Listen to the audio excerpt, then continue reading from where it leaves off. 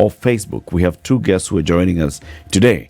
It is the first day of the magical Kenya Open 2023, and two guests who are here with us today are going to talk about this. Patrick Obath is the tournament director at the Kenya Open Golf Tournament, and Peter Waweru is the head of marketing at Absa Bank Kenya. They're here to talk about magical Kenya 2023. Good morning, gentlemen. Good morning. It's good to have you here. Patrick, Happy New Year. Asante sana. Happy New Year to you too. I haven't seen you since last year. Yes, that is true. That is true. Peter. Yep. You as well. Yeah. It seems like it's that season that we get to meet again. And it's interesting that every time we talk to Peter from Absa Bank, we talk about sports. Yeah, right. Yeah. It shows how diversified that we are. Mm-hmm. Yeah. So you talked about running a marathon. Now here we are talking about playing golf. But did he run a marathon? He was talking about the marathon. Well, he talked about running a marathon. Okay. And he came here with a gentleman who clearly runs marathons. And here he brings someone who clearly runs with golf. And is a golfer. No, actually, I used to do the half marathon. Yeah, and until about 2-3 years ago, then I stopped. But I'm getting back. Fantastic. Yeah. You should. Fantastic. You should. Gentlemen, let's see Timuga welcome you with the day's proverb. Our proverbs for the whole of this week have been from the country of Rwanda. Mm-hmm. I'm sure you gentlemen know that Rwanda has the sort of reserves where the largest number of mountain gorillas are found. Yes. But it doesn't stop. The other primates as well are found in those forests. Meaning they have ensured that their wildlife heritage is very, very, very, very well protected.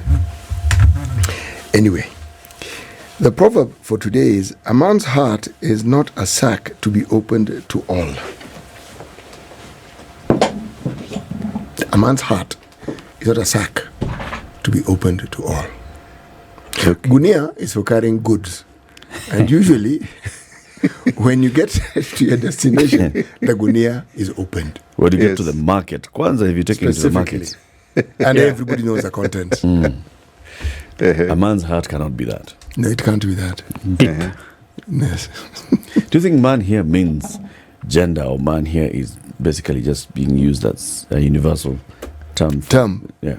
For mankind. For mankind. See again. A person's heart. Or person kind. Person kind. Yes, I think. I think it's in this context. It's a generic. Yes. It's a human's heart. Yes. It's not a gunia to be open for everyone to see. It actually isn't even wise for your heart to be open for everyone to see. For everyone to see. Yes. Patrick, what do you understand from this proverb? I think that is simply the fact that the contents that are in there are so diverse that they will hit different people differently. So you don't want to unravel that thing because you never know what is going to come out. You see, it can be positive, it can be negative. So let the owner open and give you what they want to give you instead of you trying to open it to chokora inside and find out what you find in that heart. Oh yeah, makes sense. Peter, do you agree, or do you have a different perspective? See, when a man of wisdom speaks, you don't have anything to add. But I agree. Yeah, it's a deep proverb. I don't know where City gets these proverbs from. Google. Now your friend. He has contacts in all these countries. Right? But now his contact in Rwanda has worked for over the last 1 year, just looking for the best, most appropriate proverbs that City can share. But he is right. I have relatives in Rwanda. You have relatives in Rwanda? I do. Okay. I have relatives in very many parts of the world. Your footprints. It's like I have relatives in very many parts of the country. Yes. Great. If relatives are not progeny, it's okay. Yes. If it's the other one, utakuwa na maswali utajibu. Now, the magical Kenya Open 2023 is here with us again. All right? Yeah. You're the tournament director. Let's first of all start to understand what's so big about the Kenya Open. The Kenya Open as an event, the way it has been structured, is almost an eye into Kenya, just like that sack. It's the way we've put it together and worked with the European tour who owns a franchise for this particular tournament, is that we will get global coverage on TV. There's live TV for 4 hours every day, beginning today, both with local TV and international TV.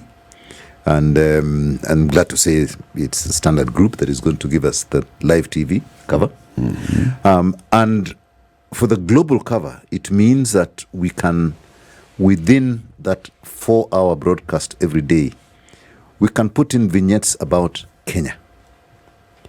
Now, if you're to put that into terms of cash that you would have to lay out to get that prominence as this country, Kenya, we did a calculation the other day using CNN and using just slightly subprime time. And the cost you would have to pay was $63 million. Not for the 4 hours every day, but for the key cover that you get during that time. If you put adverts and whatever it is that we put. And this is subprime. Subprime. So if it were prime, it was probably would be about 120 million. So for that, as a country, we are sponsoring it with $2 million. Right? That's how much you're spending. That's how much you're spending on staging this event. And you're getting, in return, using the current channels, the equivalent in advertising value is $23 million. But Patrick, so you're getting a return of 10 times. You've used CNN to calculate. We're not going to be on CNN. Yeah, no, I've said CNN is that level. The level that you're using for this particular event is 23. That's what we're getting. Okay. For our investment of $2 million. I need a reference, Baba. I got a reference. A reference. That's just a reference. People always think put it on CNN, put it on BBC, put it on whatever it is. So where are we going to be seen? Where is the Magical Kenya Open going to be broadcast? It's going to be seen in over 500 million homes globally. And currently, we are players from 26 countries. Yeah? Playing here. The broadcast is seen in 160. And the reason I mentioned the 26 countries is that because the players are from those countries, you will find that there's peaks of viewing in those countries because they're watching their players. Yeah? And the way we structure it is that our tourism team, our business, business relations, whatever it is, as a country, we look at our source markets or our target markets. And then we make sure that whatever is put into that place is targeted to those people. Yeah. And so there's a whole system to the madness to make sure that we get value out of the Magical Kenya Open. But the other thing it does as well, obviously, is on the sports side itself.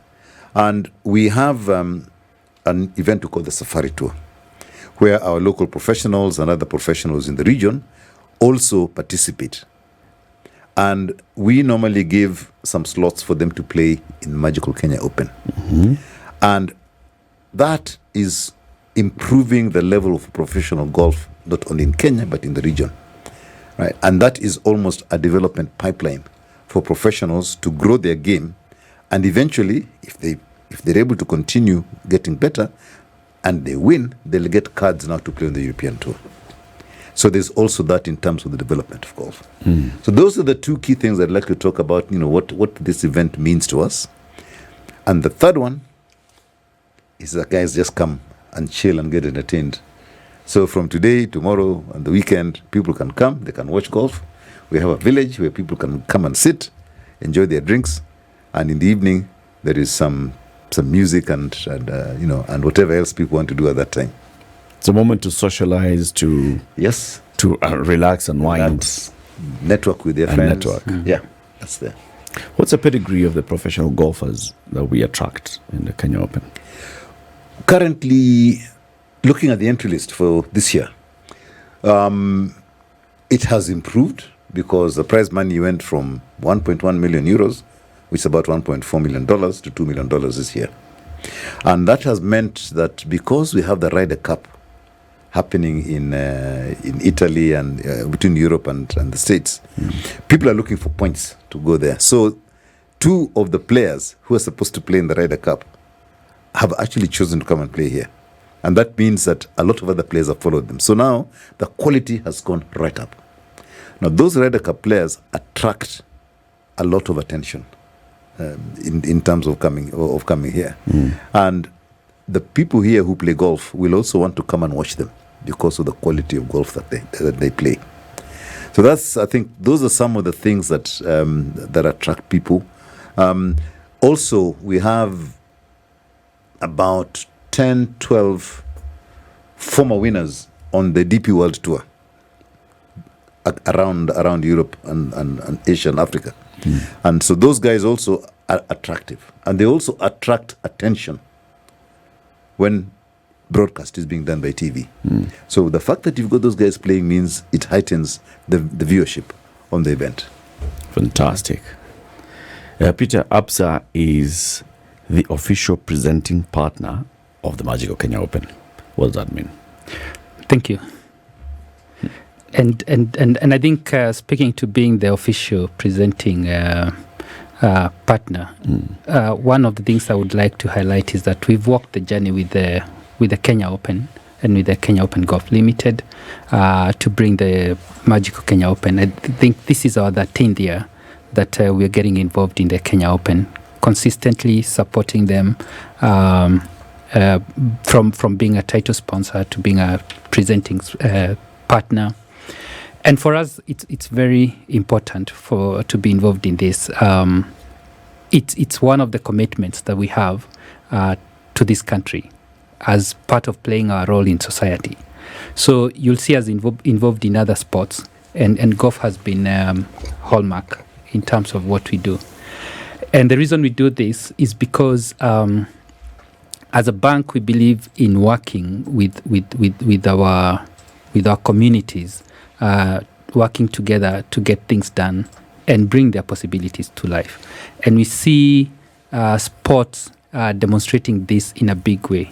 If you see the tenacity of our sportsmen and women, if you see the work that they put into getting onto the world stage and getting to win, that really demonstrates our purpose as a bank, and it aligns with what we want to do, whether it's from a financial perspective or it's from just supporting communities to be the best that they can be. And so for us, being involved in the Magical Kenya Open is important. As Patrick said, the impact that the tournament has, not just on the golfing community, not just on what will be happening at Modega, but the entire economy. It's great. And we are therefore proud to be playing a role in ensuring that happens and bringing the global talent onto our soil. When you say support the tournament and support the Kenya Open, please get granular for us. What do you really do? What comprises this support?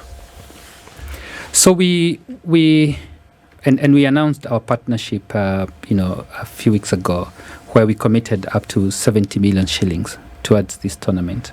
Part of that is going directly into the organization of the tournament, into the logistics of the tournament, and part of that is going to ensure that the tournament is actually publicized, is amplified in a way that Kenyans and the world are aware that the Magical Kenya Open is happening. So in totality, we have put in a kitty of 70 million shillings that is going to support the Magical Kenya Open. Okay. Patrick, golf has been considered an elitist sport. And there are those who presume, I'm one of them purely through ignorance, that it is not just elitist, it's expensive. How then do you grow the sport right from the very grassroots? How do you get young people who would be interested in playing golf to actually take an interest? We understand that about football, we've gotten it. Rugby, we've gotten it. Yeah. Golf is let me deconstruct it the way I did it for some friends of mine almost 20 years ago. And these are friends of mine who used to sit in a bar on a Saturday and drink and enjoy watching football and whatever it is. And they're there with the nyamachoma from 12 o'clock watching football until 8 o'clock at night. Now it turns into a social into the evening. And then they do the same on Sunday. I tried to put that together in terms of the amount of money they spend every weekend just doing that. And if you look at that amount of money and you do it every weekend, and even if you do it just for sort of 3/4 of the year, how much money would you spend? And I want everybody just do your own calculation if you did that, right? Mine was that I would probably spend, in today's day, I would probably spend 20, 30K. Or even if you're spending just 5K. Yeah. Per weekend. Per weekend. Right. Right? So put all that together. And in a year, it will be 250,000 if you're spending 5K per weekend. Now, let's look at if you did golf instead of doing that. I would choose a golf course that is affordable. So I'll probably pay about 120,000 shillings to join the golf course for the year. Then I'd buy a basic set of clubs. That would probably cost me about 80,000. Where are we? We're at 200,000. Yep. Then I'd get some lessons, probably another 20,000, 220,000. And I am ready to play. Now, if I play regularly, I pay my caddy 1,000 shillings every time they play. But again, at the kind of club I join, I'll probably be paying about 700. So if I play 3 times a week, that is 2,100 times the number of weeks you play. So my outlay for the whole year is probably going to be about, say, 350,000 shillings. What do I get back for it? Now deduct 70% of what I would have spent on my nyamachoma and whatever it is and so forth, and put it back towards golf, yeah, as part of my investment. The payback is actually 2 years in total, slightly over 2 years, in terms of what I have not spent, but I'm not playing with golf. But the other payback that you get is that you get to walk 10 kilometers every time you play in an area that has got trees and whatever it is, so it is definitely a very good atmosphere, and you're exercising as an individual. So on a personal basis, to justify it, go through that motion and see whether golf makes sense. So that's the first one. Take it away from elitist. It can be afforded. Don't look at the clubs that you pay $1 million, because you can pay 120,000 around the country, and those are more than the ones that you pay $1 million. Those are sort of, top level clubs.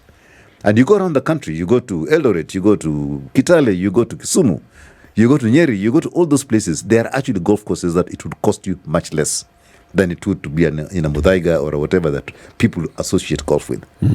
So let's come down to basics on that one. Now, so that is just removing the elitist thing around it. Let's take the second element. A lot of the people who are playing as professionals, as Kenyans in the Kenya Open, started their life carrying bags at golf courses, right? So those guys are probably earning 700 shillings a day if they carry a bag. Now, those people have been able to become professionals with the 100, the 700 shillings a day they were earning. If they were carrying a bag every day, they normally carry maybe 3 or 4 times a week. But they've been able, because the clubs are open, to practice, and because they had the skills, they are actually able to become good golfers at that kind of money. And even now, they still do caddy as part of how they earn their money.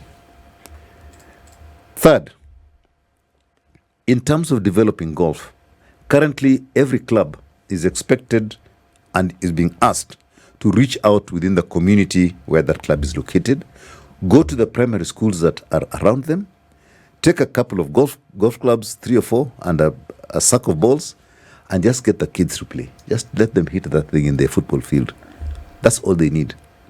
And when they've hit in the football field, you pick up the talent, and then you bring them to the golf club, and you expose them to golf through that way. Then they join the Junior Golf Foundation, which they pay 150 shillings a year The clubs pay for them to do that. And that allows them to play anywhere as juniors. So there are, from where golf was, which was an elite thing 30 years ago, where these hallowed grounds of golf courses, you couldn't get in, I think it has opened up a lot more than what was there. So golf, yes, was thought to be an elitist thing. There are still some clubs that are elite and you have to pay big bucks to get in, but generally golf is accessible.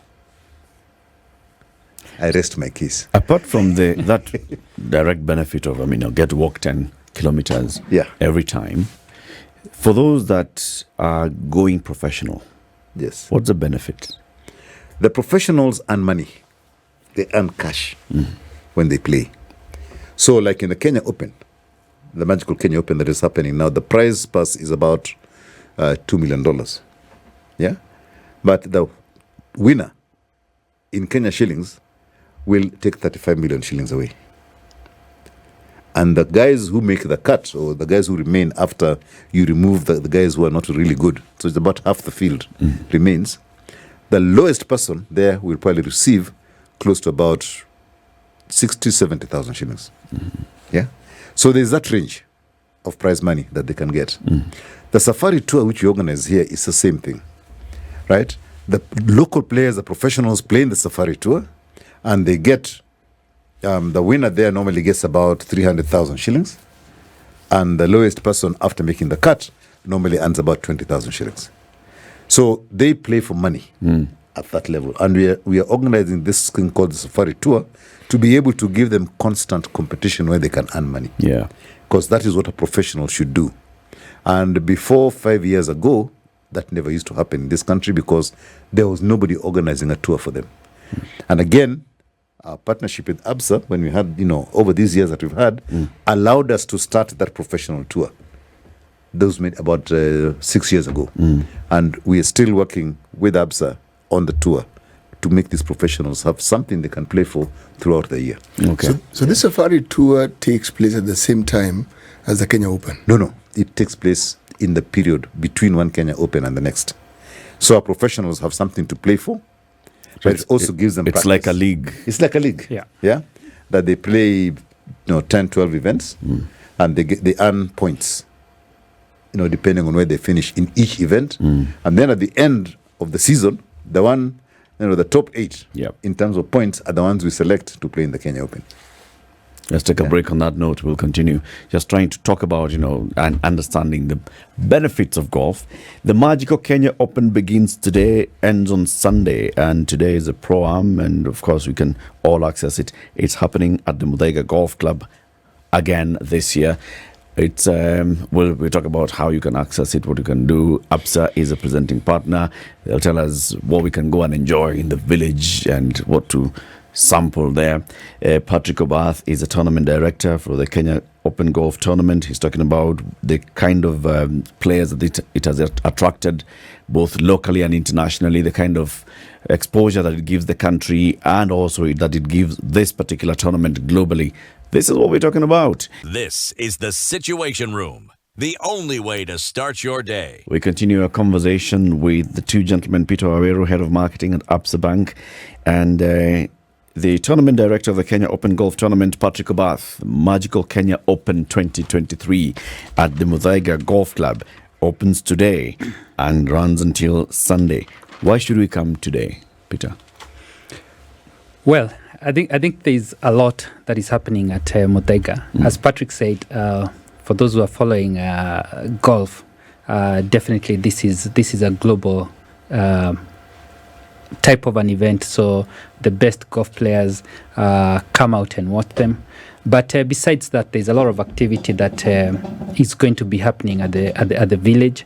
I think for the last couple of years, we have made sure that the village is a vibrant place where you get to interact, you get to relax. But one of the things that as Patrick was talking about the benefits of golf, he didn't mention is around the connection that you make on the golf course. Whether you're playing or not. So what we are saying is that this weekend and starting today, you got the right place to come and connect, the right place to come and watch the greatest golf that would be happening in the region, and basically bring your family out. It's a family event. We've got areas set up for kid activities, and therefore it's the right place to be this weekend starting today. I just wanted to ask, Absa is the presenting partner. What does presenting partner mean? Well, presenting partner goes beyond the cash injection or the sponsorship money that we put into this.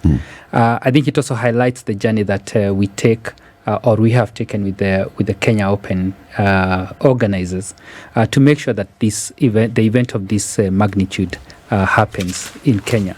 So we are closely involved in all the preparations that are happening.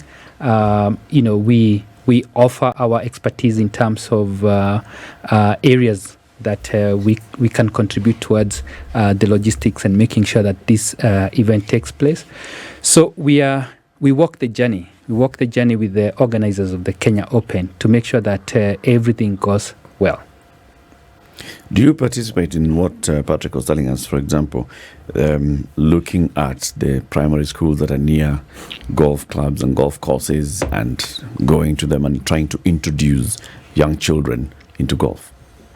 So I'll say indirectly we do. And I say indirectly because beyond being involved in the Magical Kenya Open, we do get involved in supporting the sport of golf across the country, either through the safari tour, as Patrick highlighted, getting involved in the safari tour, which not only contributes towards the growth of the talent for the professionals, but also for the amateurs. Yeah, you and I who would be playing at the various clubs, but also we look at that as a platform where we engage with the wider stakeholders around the different areas where we do host these tournaments.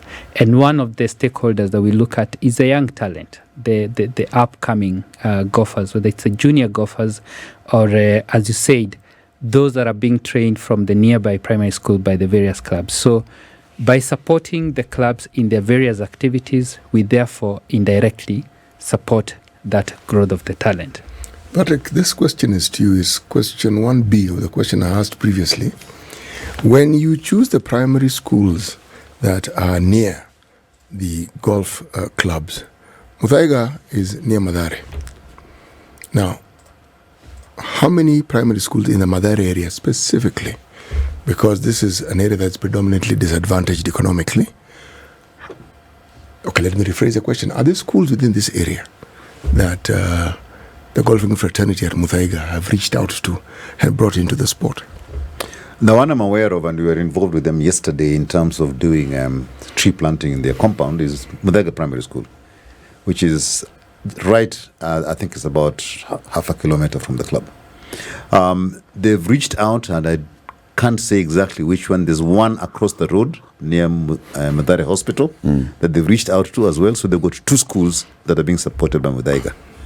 I know better the out-of-town ones because those ones, somewhere like Nakuru Golf Club, they've got almost every single primary school within 5 kilometers. Nakuru. Is it Njoro or Nakuru? Nakuru, and there's Njoro as well. Because there's one in Nakuru, just above the showground. There's a golf club there. And then there's Njoro also, but Njoro obviously is the catchment that you've got is basically those people in the primary schools and in the market. If you see some of the people playing there are all people from just that community. That's a really good example of a rural club getting people together. My own old club, which was Nyali. We had the Nyali Primary School, which is within the elite area, so to speak. But you also had there's Kongowea Primary School, and you had one in Kisauni and so forth. So that whole area, they are also coming into that school. Others would drive from Tuapa to come. These ones are sort of more of the high level. So you had 40 kids, which was a good mix of the haves and the have-nots coming to be together. And because of playing golf at that place, they could actually create a belief in themselves, the could have nots, that they have an ability. And those are some of the things that when you bring a mix of kids together, And what brings them together is to practice golf. It creates a certain mindset. And those are some of the things that golf brings to people. Mindset changes, opportunities that they see, and so forth. So I've asked you in a very roundabout way, but there are clubs. No, actually, it isn't roundabout. Yeah. It's actually precise because, you see, I talked about demystifying. Yeah. And there's no better way of demystifying elitism by actually getting people involved. Because if you bring people from the heart of Madare, Yeah. and they mix and mingle with children from Waweru Primary School and the environs of that particular region, you see, it's that introduction and that exposure that helps demystify the sport. Because the thing that brings them together Is the sport. The sport, Yeah. absolutely. You see, rugby was an elitist sport for the longest time. Yes, that is true. It was only played in a few schools here in Nairobi. In Nairobi. Yes. And then perhaps in Mombasa, Yeah. or in perhaps the huge settler farming communities. Yeah. But that is no longer the case. Absolutely. And is you true. can see what it is that has done to the sport.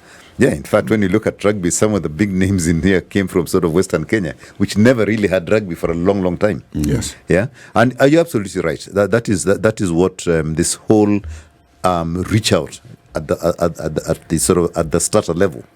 We're hoping that within about 5 to 7 years, you're going to see that impact flow through, not only in demystifying the game, but also changing the demographics that you're seeing in these clubs that we're talking about. Because if somebody takes up a sport and they're really good at it, then you will find that Patrick Obath might say, hey, that person from Madare is that's a talent and they need support.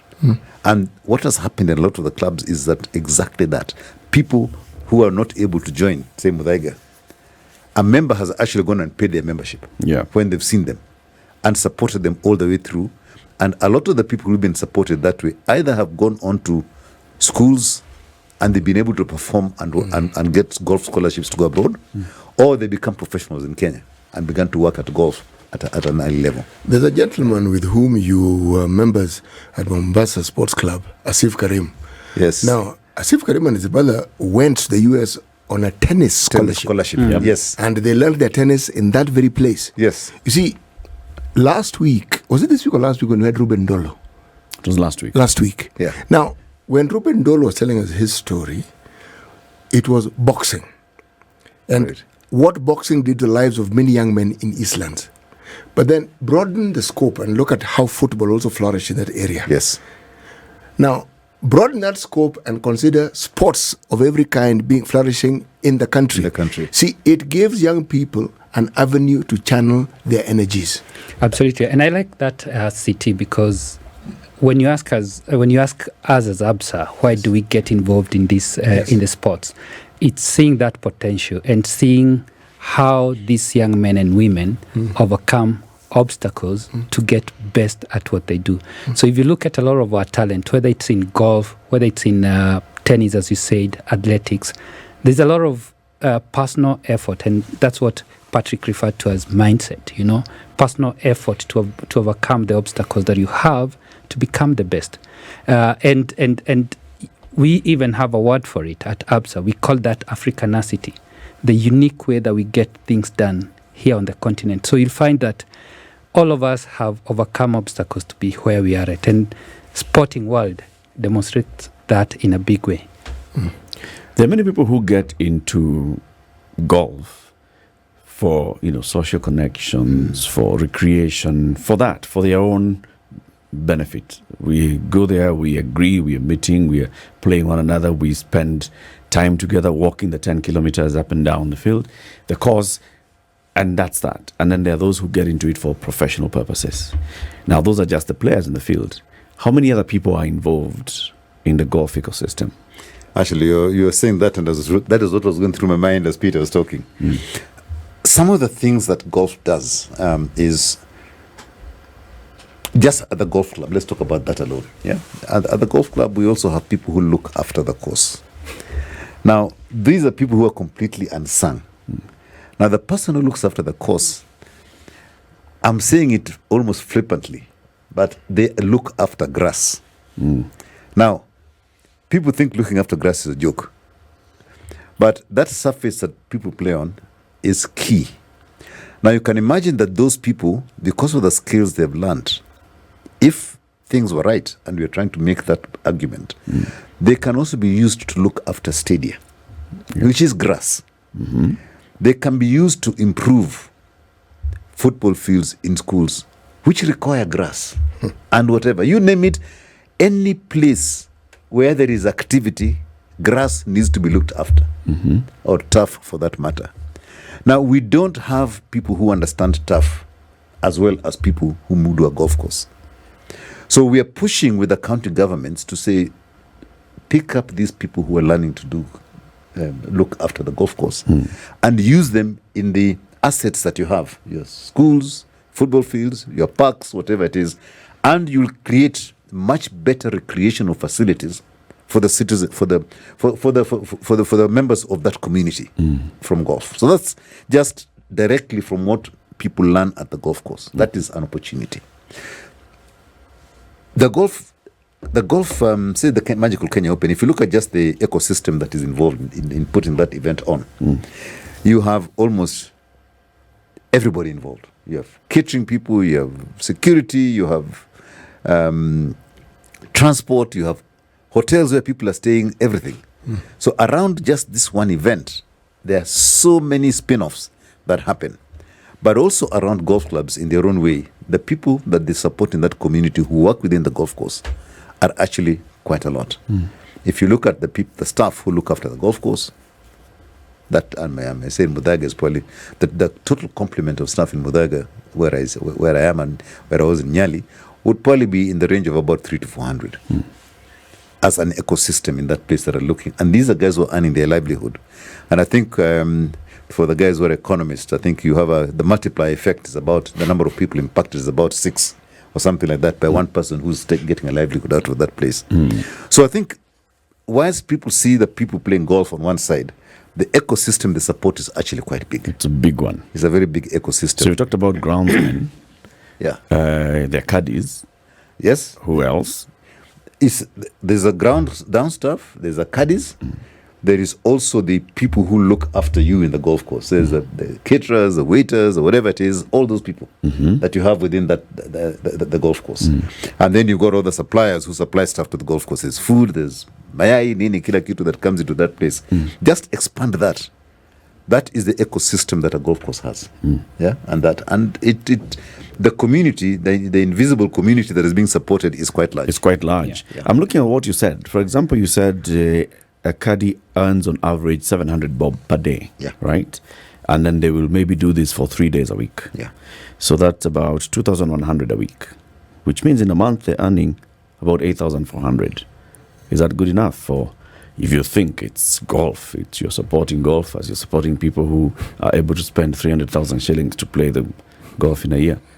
Is it okay to pay them 8,500 a month? No, you see, what I spend as a golfer, if I play every day, is 700 times 7. And multiply that in a month, I'm actually putting quite a bit of money, right? So that caddy who's caddying will probably do 3 days with me, 3 days with another person, and so forth and so on. Yeah. So for me, that is how much I'm pumping into that ecosystem. Okay, but now it is spread across so many people. For him, on average, Yeah. how much is a caddy taking home?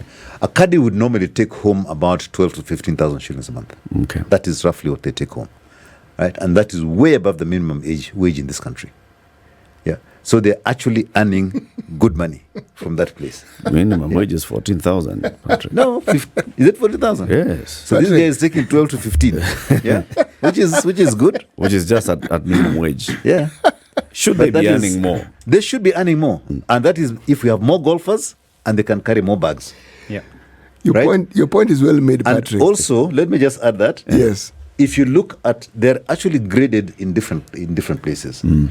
In, say, in Nairobi, an caddy earns on average 12,000 shillings, 1,200 shillings a day. Okay. Right? If you go to Nyeri, they're earning 700. Right?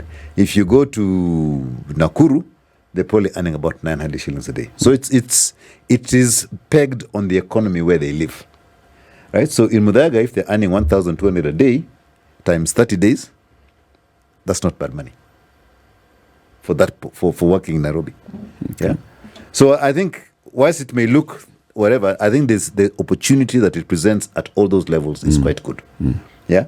And there is actually the golf clubs normally meet together, and they put those kind of costs so that no golf club is undercutting another one. They all get the same, right? And for example, in the Kenya Open, we take the same caddy ranks. Yep. And when the Kenya Open is happening, I think we are currently paying them about 3,000 shillings a day. Yeah. Yeah? Yeah. For whatever they're doing for us. So as caddies that have been earning On 1,200 tournament days. on the Kenya Open, we're doing that for all the people they're doing board card. They're doing different things, but the key thing is that they understand the game of golf. Yes. So when they're working on a golf course as caddies, they've got the presence of mind to understand what is going on in that place. You know, I'm going with this. Yeah. Is I'm looking at one of the routes for, let's say, the Kenyan who would not be able to afford 200,000 shillings to actually play golf in a year. One of the routes is going through, being a support staff. Yeah. Yes. And then you get time on the golf course, and then you get to learn, and then you go into professionalism, and then this is when you hope that now this will pay for you. Yeah. So There are the attraction here is what I'm actually starting with. Yeah. Like, okay, so will you really go back home and justify this and say, okay, I'm spending my day at the golf course because I'm going to earn 15,000 shillings vis-a-vis where else could I have spent the day? How much more could I have? And are we losing out on opportunities to actually attract people to come and work in this ecosystem and then tap their talent and develop some talent? We've taken the caddies who are at the lowest level, yeah? And there's other people who are also working within that ecosystem. We've got golf administrators, we've got people who are working in the clubs and so forth, and they're earning a lot more, right? So it's an ecosystem that has got different levels of earning in the golf course, and that is, I think, good that we are actually doing that. Some of the developmental opportunities for the guy who is earning the 1,200, the 700 shillings a day, if they're good at whatever they're doing, what sometimes happens, they become what in the English language is called, CD, correct me, journeyman, right? And a journeyman is somebody who takes advantage of the club facilities whilst working at the club. So instead of being paid, they begin to learn something else at the club. So they're being paid a certain amount, and the top-up is the ability to learn a new skill in the place, right? So there are caddies who they caddy, but they are employed by the club to do things other than caddying, because they can caddy on certain days, and other days they can be gainfully employed in the club. And that allows them to develop their own skills in different areas. And after some time, they actually then they take on something else. And some of the professionals actually joined the club as journeymen, and they became members of the club because of what they were doing, and they're able to play regularly and go up. But because they're doing other small jobs at the club, that paid for their membership. That pays for the membership. Yeah. And I think we have seen that talent amongst some of the people that we have worked with in the past in terms of supporting the professionals. We'll give you their stories, and their stories start actually from caddying or even being ball pickers on the golf courses.